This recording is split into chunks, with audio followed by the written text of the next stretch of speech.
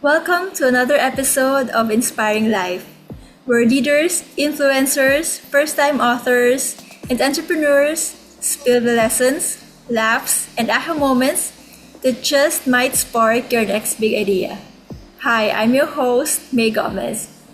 Our guest for today is an experienced human resources professional with over 4 decades of experience in HR administration, development, and operations. He currently serves as the HR consultant with HR Management and Business Solutions Incorporated, providing expert guidance to organizations across industries. He is the author behind the Empowering Books series, where he empowers OFWs, the elderly, PWD, and teachers. And of course, as a parent, my personal favorite is the Empowering Parents in the Digital Age. So please welcome Emiliano Manahan Jr. Thank you so much for being with us today, Nano. It's my pleasure to be with you in your program. Yes, thanks so much. So can you share with us a little bit more about you and what you do? Well, after my retirement from the corporate world, I found a new shall we say, endeavor, no? Because I believe that there's no retirement as far as I'm concerned. No? I might have retired from the corporate world, but in fact, if you ask me, I'm almost busy as well now that I have retired because of my social advocacy. No? Basically, I will consider myself as a social advocate because I basically use the social media, mass media, social media to disseminate my social advocacy, as you said, as far as the socioeconomic laws are concerned, as far as the beneficiaries, such as the persons with disability, the senior citizens, the consumers, the overseas Filipino workers, retirees, and as you very well said, teachers, no? And it's really fortunate that you are now focusing on the digitalization, because the book that I have is entitled Empowered Parenting in the Digital Age. So basically, that's what I'm doing now. Other than being invited to several teleradio, some civic organizations to talk about my advocacy along these lines, I thought of making books so that everything will be documented. And as you very well said, despite the fact with the onset of digitalization, I still believe that books are the best reference because they are in the form of black and white, no? That you can easily go back and forth, review it, update it, etc. So May, that's actually what I'm doing right now. Wow. So, grabe, no? So, that's so inspiring. So, specifically for empowered parenting, what inspired you to write Empowered Parenting in the Digital Age? Was there a situation that you observed or prompted you to write the book? Yeah. To be honest, the inspiration was actually my daughter and her family, uh, uh, because they're based in the States, and every time that we visit them, or for them coming home, we always talk about how they are able to manage the influx of digitalization as far as the family is concerned, particularly their two children. Screen time of So kids, right? Yes. Basically, I draw my inspiration from them because when we talk about this book that I planned, which that was 2 years ago, they shared with me that one of the secrets, actually it's not a secret, it's already being done by other families, of crafting their own family media plan, so to speak. That includes the do's and don'ts in using all of these gadgets, the screen time, how long can they use it, uh, the screen-free zones at home where they cannot use these gadgets, like while they're dining, while they're in their room, about ready to go to sleep, and so on and so forth. No, so I thought that this particular style of managing, as far as the operation of gadgets by the children, need to be shared to all and sundry. Definitely. My family could use that book as well. It is a must for every Filipino family. In fact, every family, not just for Filipinos, because that's a prevalent problem nowadays. That kids are often in front of screens, and sometimes it's very hard to limit screen time. So thank you so much for writing that book. Um, if it's okay with you, let's move on to your writing process. So you've written so many books. Um, what does your writing process look like day to day, or how were you able to write so many books in such a short span of time? Well, actually, my quota per year is at least one book. So if I will try to go back,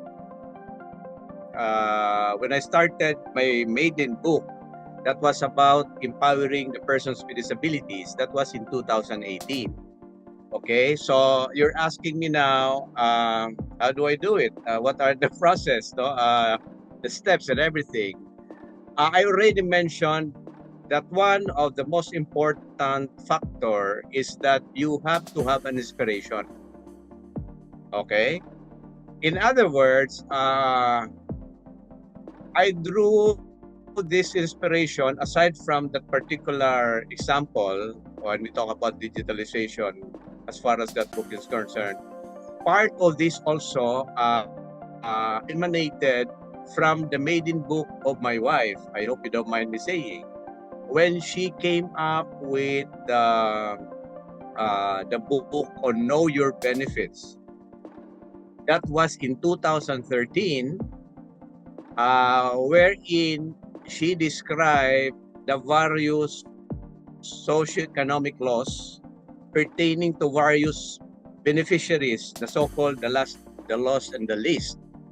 So she came up with that book and enumerated the various socioeconomic laws, such as the law on the persons with disability, the law on senior citizens, consumers, and so on and so forth. So that was 2013. And it took me 5 years, both of us, to realize that I can exactly come up with a particular book for each socioeconomic law. So therefore, it became a reality in 2018. That was my very first book, Empowering the Persons with Disability. Specifically, I think the book that you wrote, it's for what we would call lay people, no, people who are not so familiar with legal terms, because I believe the books are focused on laws concerning these sectors. So it's good that you wrote a book that simplifies these benefits or these laws for everyone. Yeah, actually, the focus on the marginalized and some selected sectors of society. No, so okay, as I said, I usually would start with having I call it brainstorming session with my wife and some children who are available during a particular time wherein we have some coffee, breakfast, etc. And that's where we brainstorm. No, what particular subjects perhaps we can explore to be my focus in writing a particular book. So usually that's the first part, brainstorming, and then sometimes it's expanded to cover some of my friends, classmates, colleagues in the office formerly. I usually would have a session with them, very informal, casual, and when I'm able to do that, I usually would list down some of these subject matters or topics, no? Say 2 or 3 of them, and by process of elimination, by doing initial research on existing literatures, I would be able to focus on a particular topic that I would feel needs to be expanded. No? Usually also, I'm able to see gaps if it's on the policy enhancements or recommendations on coming up with new laws to cover a particular beneficiary, such as the persons with disability. So that's how I do it. No? And then thereafter, which is very important also, is to come up with an outline. So having identified a particular topic, for example, the very first book that I have on persons with disabilities, and I would come out, formulate my outline. And usually the format is, I usually will start with talking about the existing laws pertaining to that particular group of people. And as I very well said, I will look at the existing literatures, to determine what have been written, so that I will not be repeating the same thing. Perhaps, if ever, I will just do some referencing as far as these existing literatures, books, or magazines, or articles are concerned. So that outline, to me, is very important, especially that I committed to myself that I'll have to do at least one book per year. I have to formulate a timeline for each chapter. No? Usually, my books would have more or less 10 chapters. 10 chapters. And what's amazing here, I found out, is that I cannot just rely on secondary references. It has to be primary, being drawn from the beneficiaries themselves. What do I mean by that, and how do I do it? I'm not talking about the other steps, no? I usually would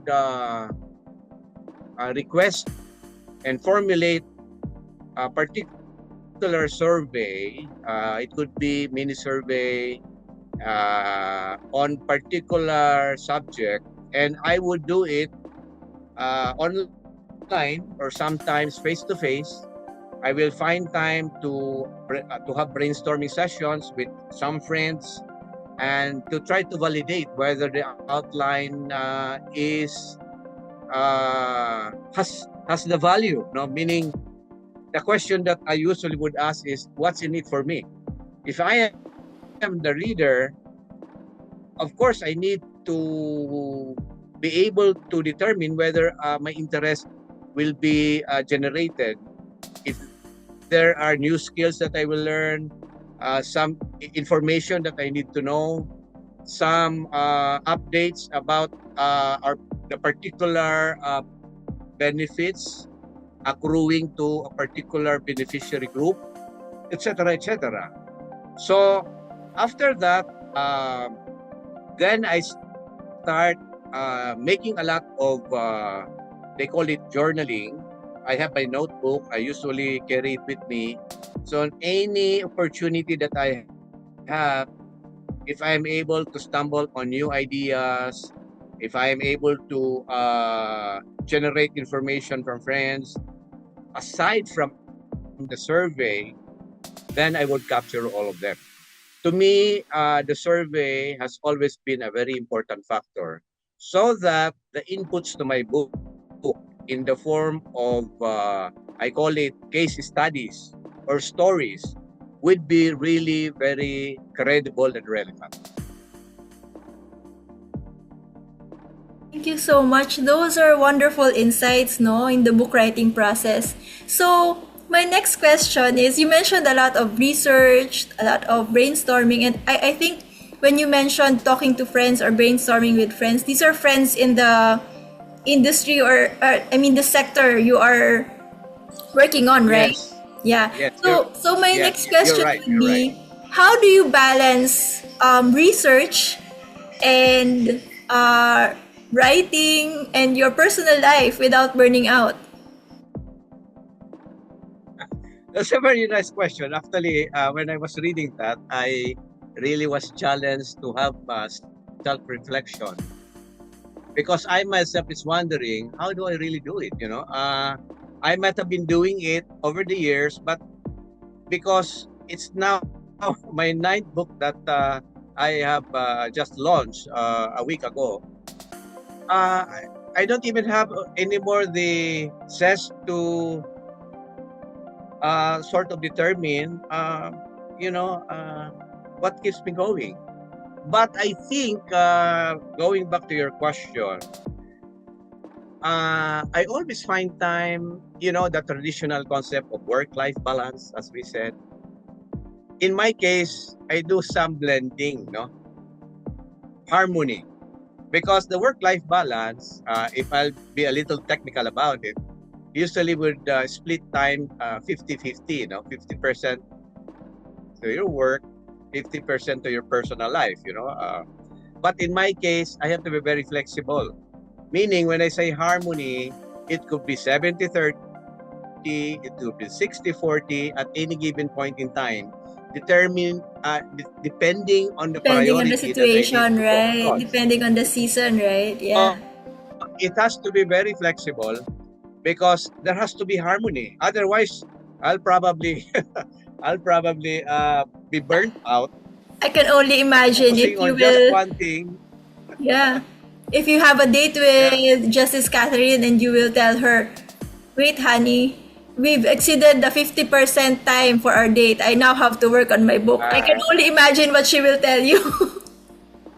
simply would not work because she herself has also adopted the same concept. In other words, we are really very flexible. We can be very spontaneous. We can be very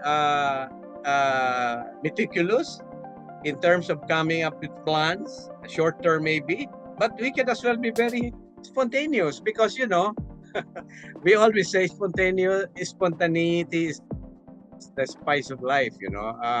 If you are with friends, unless that you really have some other priority things to do, you can really spend some time, because a lot of things can be talked about, on a particular subject matter or topic, no, of interest.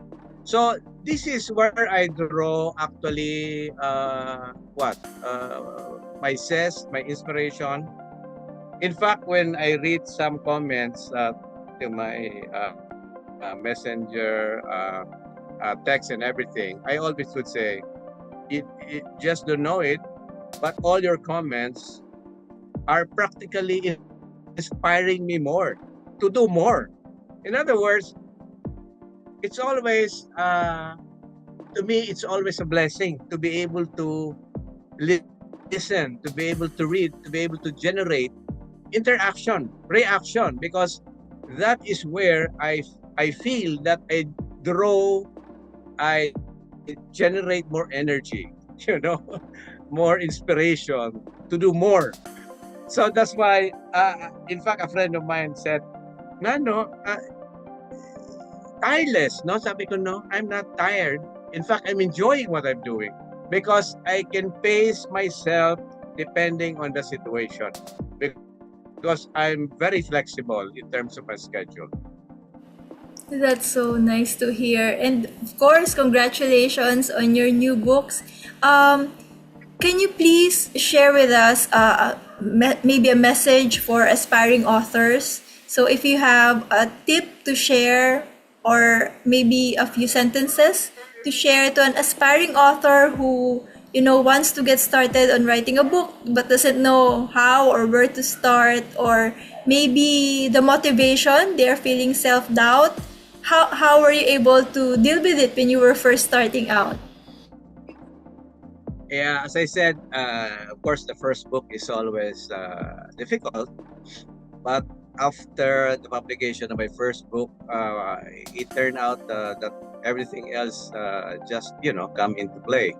But again, let me go back to some tips. Like for example, aspiring authors, first-time authors, need not be a perfectionist. In other words, everything starts from raw data, raw information, ideas that come out automatically. What is important is you be able to document all of those. No? Journaling, I call it, because to me, you can always go back to that anytime. If you need to update, you can always go back to that anytime. You don't have to reinvent the wheel, so to say, So that's very important. Avoid being a perfectionist, because I've invited a lot of authors. Yeah, that's the enemy of a lot of authors, right? Except for two who called in and said, yeah, we will try to become one. And now they are part of our group, Central Book Supply, as authors, no? And what I'm saying is, people sometimes would always think that, I have so many things that I would like to write, but I don't simply know where to start, So I usually would say the same processes that I mentioned. Focus on a particular topic. Of course, after going through some brainstorming sessions, assessment, the basic question is always, what's in it for me? I think it's a very basic question. If I grab your book, what do I expect to get out of it? Do I learn new skills? So we always keep the reader in mind, right? You have to keep the reader in mind, especially also primary readership, because as I said, my books are focused socioeconomic particular laws to particular beneficiaries, but it doesn't prevent other readers, other people to get interested, especially if they realize that the inputs to your book are a source. Meaning these are primary references, right, stories, case studies, actual, not theoretical, experienced by different people from all walks of life. So I think this is where I am able to draw, of course, interest, because you're writing your experiences, sharing whatever you've gone through, as well as your friends, because your objective is for other people to benefit out of it. You cannot just write something that you don't even care for people who would want to grab your book and read and be able to benefit out of it. In other words, it has its own value. That's so nice. Thank you so much for sharing, Nano. It's so I learned a lot from our conversation, and please share with us your other books. Now is the time to promote, of course, Empowering Parents in the Digital Age and your other books. And if you have upcoming events, and of course, again, congratulations to you, to Justice Catherine, and the team behind Central Book Supply. Circa 2018, I still am doing a lot of advocacy work, fine-tuning, as far as consultations, one-on-one, groups where I'm invited to talk about it. I usually would anticipate or listen to a lot of problems that they encounter. So this is where I'm able, as far as I know, to be able to make it very clear what these laws are all about. And I always would say, remember, what I'm doing is empowering all of us. So if you notice, all of these books are part of my Empowering Book series. Why? Because I want you to first be updated about the laws involving you if you're a PWD. Next is that if you have complaints, you know what to do, you know where to go, you know whom to call, so that your regrets of grievance can be answered. You know the different agencies of government that can help you address your problem, etc., etc.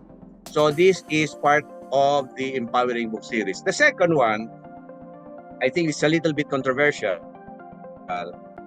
is Empowering the Abused Men. Now, I'm talking here about the battered husbands. As you very well know, May, there's the law on Pausi, violence against women. That's the Pausi. more But- popular, right? Yeah, but that's of course favoring the women like you. But there is no counterpart. But how for about the husbands? I That's understand. bad, except for the revised penal code on physical injury. The third book is about the senior citizens, no? Empowering the elderly, they call it senior citizens. And again, obviously, this pertains to the senior citizens, whom, by the way, as of now, their numbers already increased to almost 12 million because they comprise practically 10% of the population, assuming we are at 120 million already, no? It's a big number. That's You're a talking significant of 10 number. to 12 million. Yes, definitely. Okay? Yes, that's why even a lot of LGUs are already doing a lot of programs, projects to take care of the elderly. How about Fifth the following books? What's the fifth book? The fifth book is about I think the retirees. Hmm. Retirees. Yeah. So this is different Now, from the I drew my elderly in a inspiration. sense that you may be retired but you may not be a senior citizen yet. That's right. Is that right? Yes, that's correct. I think the seventh book after the retirees, I think it's already I think it's about the So many digitalization books already. na, no? Ang galing. Ang galing talaga. Okay. And then the latest which we just launched last week at the National Library of the Philippines is about empowering the Filipino teachers, high school and elementary teachers. That's now one more book forthcoming. I'm now working on it. This talk about Filipino generations, bridging eras and building futures. That's what I'm working on right now. Wow. So, we will look forward to your upcoming book. And again, congratulations, Nano. And thank you again for joining us on this episode of Inspiring Life.